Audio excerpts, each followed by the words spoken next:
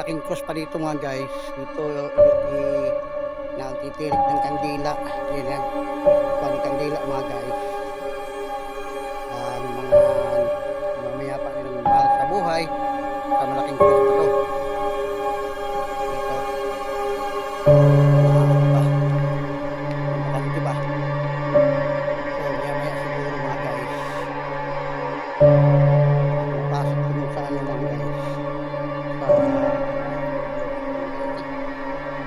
Ito.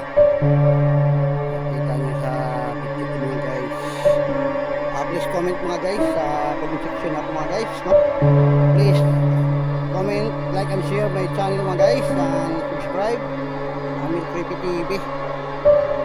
So sa likuran nito mga guys, maraming mga puno mga guys, may niyog dito sa kayuan ko dito.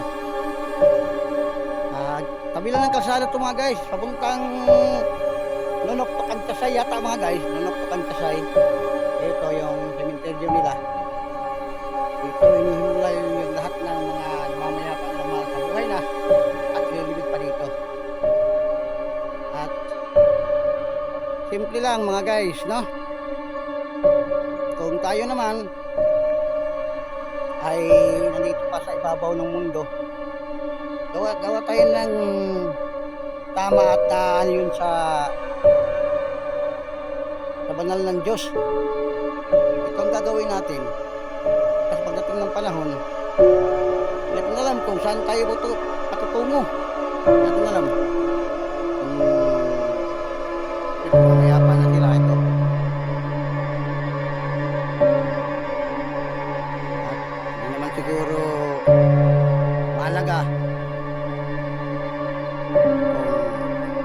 kung dito ang ilibing o may pamilya kayo dito. Guys, please subscribe my channel in YouTube, Amil Creepy TV mga guys. Mga supporters ko pala mga guys, na Mariel Edit rin si mga guys sa Iloilo, Birdy din sa Iloilo, at saka si Raquel Villanueva Marquez sa Iloilo din mga guys, no? AKA Pretty Girl, mag-ingat ka dyan.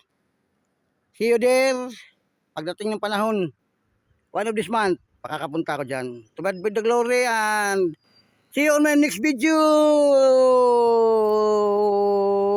Cheers.